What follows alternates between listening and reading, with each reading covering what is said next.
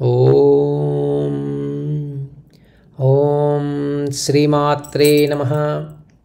శ్రీ లలితా సహస్రనామ స్తోత్రం 100వ శ్లోకం.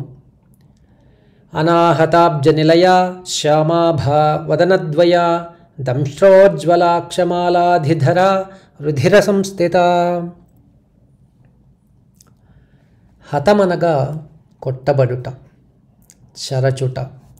రెండు చేతులను ఒకదానికొకటి చరచగా శబ్దం ఏర్పడుతుంది. అలా కాక ఎటువంటి చరుపులు లేక తనకు తానే శబ్దించున్నది అనాహతం.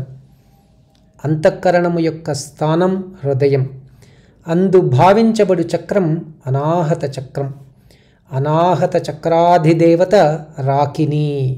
నల్లని వర్ణము కలది, అంటే శ్యామల వర్ణం కలది. నల్లని వర్ణము కలిగిన రాకిని దేవత అనాహతమందుండునది. పరాశక్తి అనాహతాబ్జ నిలయ. శ్యామల వర్ణం కలది కావున శ్యామభా. ఓం ఐం హ్రీం శ్రీం అనాహతాబ్జ నిలయాయై నమః. ఓం ఐం హ్రీం శ్రీం శ్యామాభాయై నమః. అనాహతమందుండు దేవత రాకిని. రెండు ముఖములు, మూడు నేత్రములు కలది. వరాహమును పోలిన దంతములు కలది. రుద్రాక్షలు, భద్రాక్షమాలను ధరించినది. సప్తధాతువులలో రక్తమునకు అధిదేవత రాకినీ దేవత. ఈమె ఉపాసనతో రక్తదోషములు తొలగిపోవును. అనాహతమందు నివసించుతూ రక్తమునకు అధిదేవతయగు రాకిని పరమేశ్వరాంశం.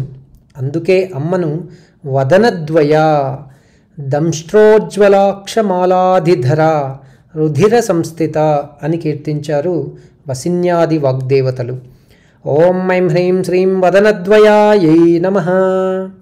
ఓం ఐం హ్రీం శ్రీం దంష్ట్రోజ్వలాక్షమాలాధిధరాయై నమః. ఓం ఐం హ్రీం శ్రీం రుధిర సంస్థితాయై నమః.